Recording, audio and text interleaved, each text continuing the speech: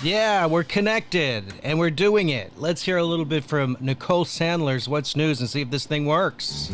I read the news today, oh boy. It's time for Nicole Sandler's What's News from NicoleSandler.com and the Progressive Voices Network. The final week leading up to the 2020 presidential election has begun with, for so many Americans, a sense of despair coupled with a bit of hope on the horizon. The despair comes with the Senate set to vote to confirm Judge Amy Coney Barrett to the Supreme Court Monday evening.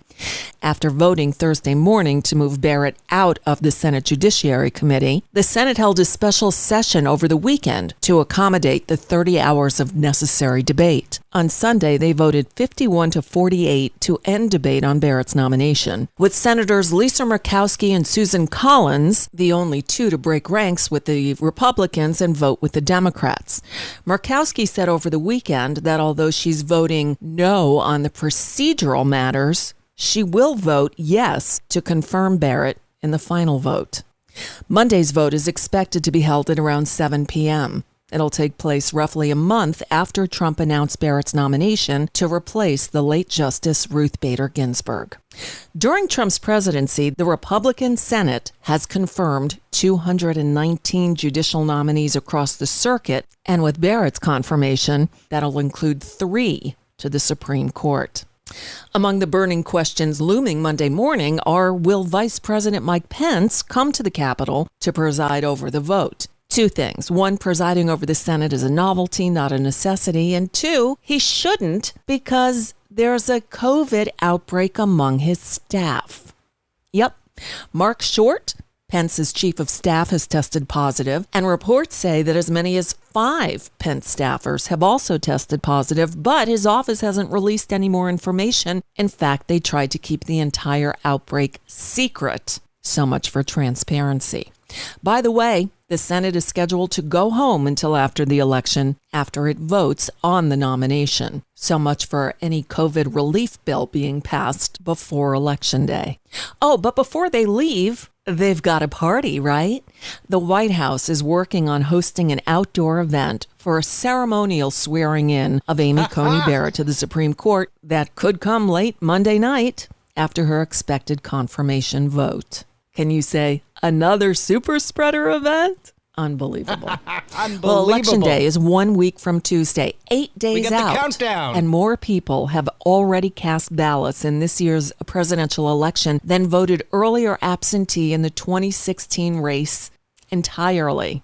As of Monday morning, we're closing in on 60 million ballots cast so far, passing the 58 million that the Associated Press logged as being cast through the mail or at in-person voting sites in 2016. But there's another big number floating around out there. The United States just hit its highest 7-day average since the pandemic began.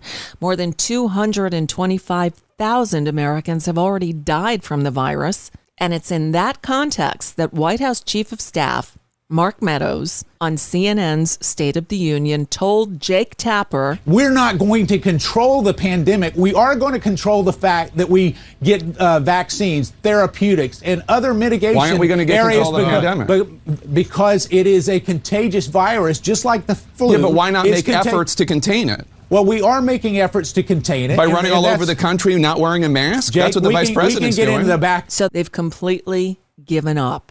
But they've already announced that Mike Pence plans to continue traveling as scheduled despite an outbreak among at least 3 members of his staff, including Mark Short. And while all this is happening, Trump declared on Sunday that the coronavirus crisis is, quote, ending. Again, let me stress, that's even though the single-day infection levels have just hit their highest point since the pandemic began. Yet, he's still lying to his rally attendees. On Sunday in New Hampshire, he said that a potential coronavirus vaccine is, quote, going to be delivered fast. That will quickly end the pandemic. It's ending anyway, he said. We're rounding the turn, but the vaccine will get it down fast because we want normal life to resume. Oh, please. And what will happen if Trump wins a second term? Axios reported on Sunday that he plans to fire FBI Director Christopher Wray. He's also expected to quickly replace CIA Director Gina Haspel and Defense Secretary Mark Esper, among others. And the president has also privately complained about his Attorney General William Barr, though reportedly he has no formal plans to remove him. And finally, the State Department said Sunday that it has halted employee diversity and inclusion training programs. Reuters reporting that an internal State Department cable indicated that the programs had been paused after Trump last month issued an executive order ending the programs, which the White House has called divisive. That includes any teaching by any federal agencies that the United States is, quote, fundamentally racist or sexist. Opposite world indeed. And that's just a bit of what's news for now. I'm Nicole Sandler. If you appreciate these reports and the Nicole Sandler Show, I hope you'll consider making a contribution. My work is 100% listener supported, and I can't do it without your help. Find out more at NicoleSandler.com, and please click on that donate button. Thank you, Nicole. As we test and continue to test our patience waiting for Election Day.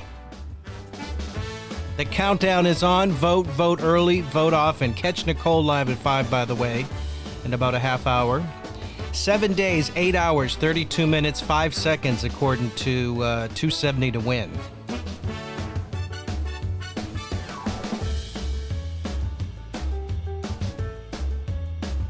We can do it!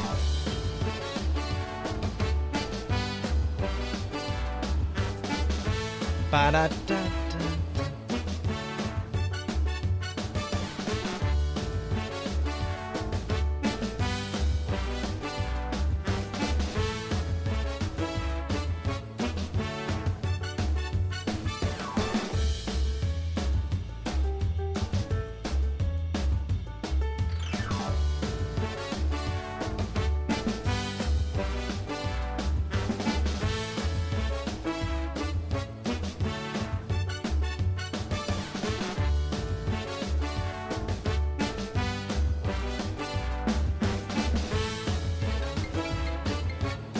We're getting a call.